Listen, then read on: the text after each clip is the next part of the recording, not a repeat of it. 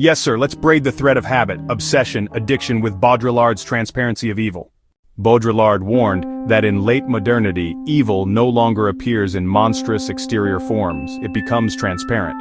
What he meant was not that evil disappears, but that it dissolves into banality, into the very systems of circulation, exchange, and repetition that define our lives.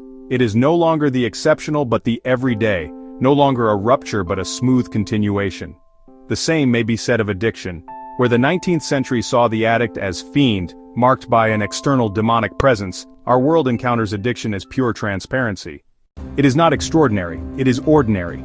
Addiction is no longer localized in the opium den or crack house. It is diffused across diets, prescriptions, scrolling feeds, and consumptive rituals. It vanishes as pathology and reappears as lifestyle.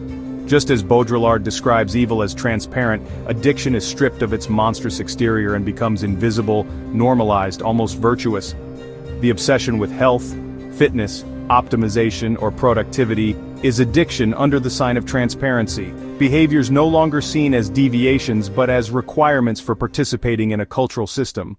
Transparency of evil implies a collapse of distinctions. Similarly, the agonizing reappraisal of addiction shows that we can no longer separate habit from obsession, obsession from addiction, culture from pathology. In a system where innovation is excess and acceleration is the rule, addiction is not an accident, it is the form through which culture itself persists. And so the paradox becomes sharper. In addiction, we fear the loss of free will, but under transparency, free will itself is addicted to freedom, to choice, to infinite consumption of options. Evil is no longer the other who tempts us, it is the system of endless possibility in which we cannot not choose. Addiction is no longer the degradation of will, but the infinite exercise of it, until will itself becomes compulsion. In this light, the true addiction of our culture is not to substances at all, but to transparency, to the idea that everything must be visible, consumable, accessible, and modifiable.